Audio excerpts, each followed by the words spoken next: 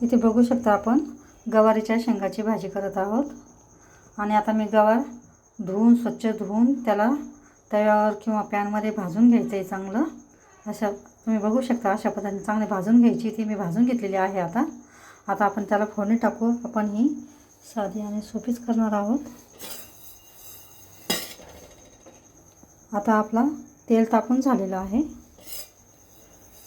मोहरी टाकून घेऊ आपण थोडी, अर्धा चमचा।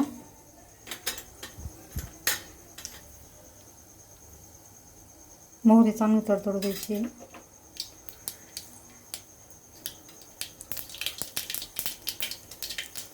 जिरं टाकून घ्यायचं आहे अर्धा चमचा।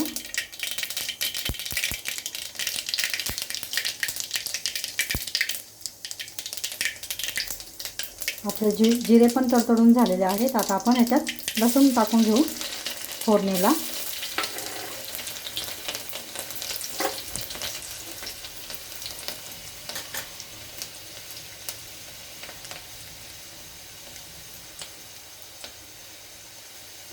तुम्ही इथे बघू शकता थोडा लाल होऊ द्यायचा आहे आपल्याला लसूण।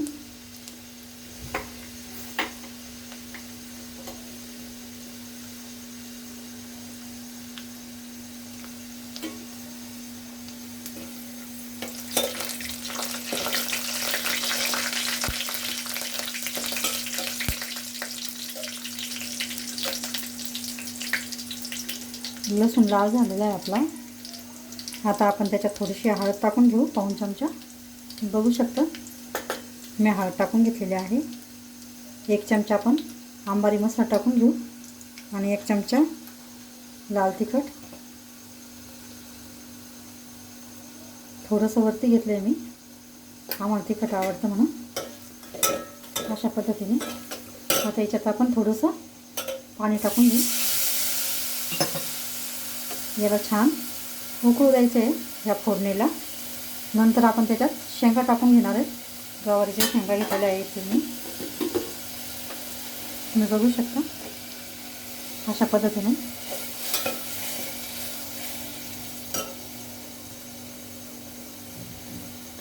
आपण ही कोरडी सुकी भाजी करणार आहोत डब्यासाठी। ही भाजी पण खूप छान लागते, तुम्ही खाऊन बघा, करून बघा अशा पद्धतीने। माझ्या पद्धतीने भाजी करून बघा, कशी काय वाटली काय मला कमेंट्स करून सांगा। आणि माझ्या चॅनलला सबस्क्राईब करा, लाईक करा, शेअर करा। शेअर करायला विसरू नका।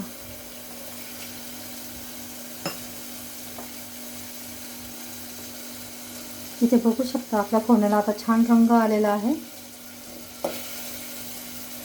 त्याला तेल सुटलेलं आहे। आता आपण त्याच्यात शेंगा टाकून घेऊ।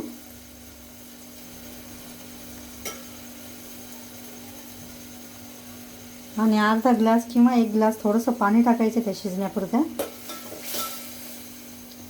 अशा साध्या आणि सोप्या शेंगा करून खाल्ल्यानं छान लागतात चवीला पण।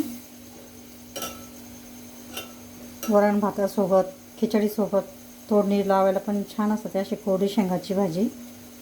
अशा पद्धतीने केली तर आता मी शेंगा टाकून घेत आहे आणि 15-20 मिनिटाला थोडं शिजू द्यायचं पाणी टाकून आणि कोरड्या करून घ्यायच्या त्या। आपली छान भाजी तयार होते। अशा पद्धतीने तुम्ही पण करून बघा।